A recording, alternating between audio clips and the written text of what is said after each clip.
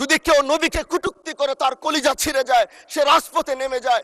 আমি বলবো যারা নবীকে কটূক্তি করে, নবীর নামে গালিগালাজ করে, এদের মৃত্যুদণ্ড, এই আইনটাও যেন বাংলাদেশের এই সংসদ থেকে পাশ করা হয়।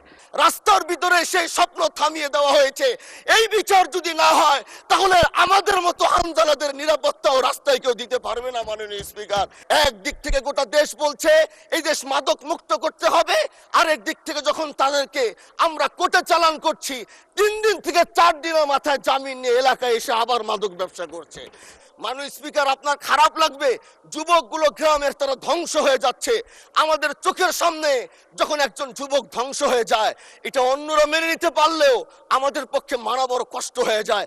আলোচনায় অংশগ্রহণ করবেন মাদারীপুর 1 আসন থেকে নির্বাচিত মাননীয় সংসদ সদস্য জনাব সাইদ উদ্দিন আহমদ হানজালা। আপনার সময় 7 মিনিট। ধন্যবাদ।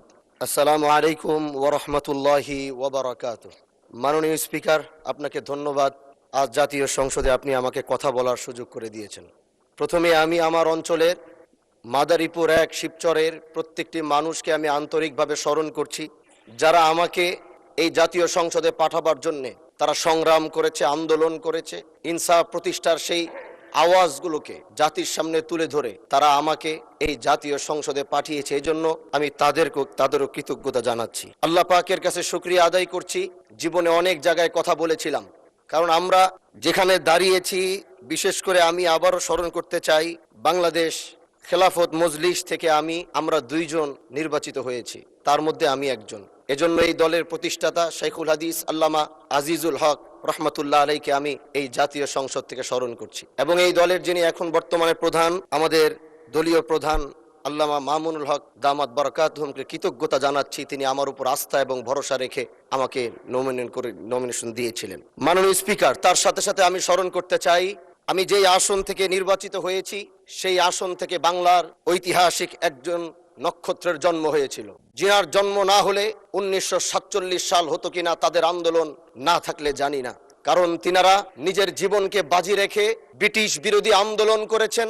এবং আল্লাহ পাকের কাছে অশেষ শুকরিয়া জানাই যে সেই ব্রিটিশ বিরোধী আন্দোলনের অন্যতম একজন নেতা হাজী শরিয়াতুল্লাহ রহমতুল্লাহ আলাইহির সেই বংশের সন্তান হিসাবে আল্লাহ আমাকেও কবুল করেছেন। মাননীয় স্পিকার, হাজী শরিয়াতুল্লাহর কথা যদি বলতে হয়, তিনি যেভাবে এই দেশকে অন্যায় অবিচার মুক্ত করার জন্য, এদেশের মানুষ ছিল নির্যাতিত, এদেশের কৃষকরা ছিল নির্যাতিত, এদেশের মুসলমানরা ছিল নির্যাতিত।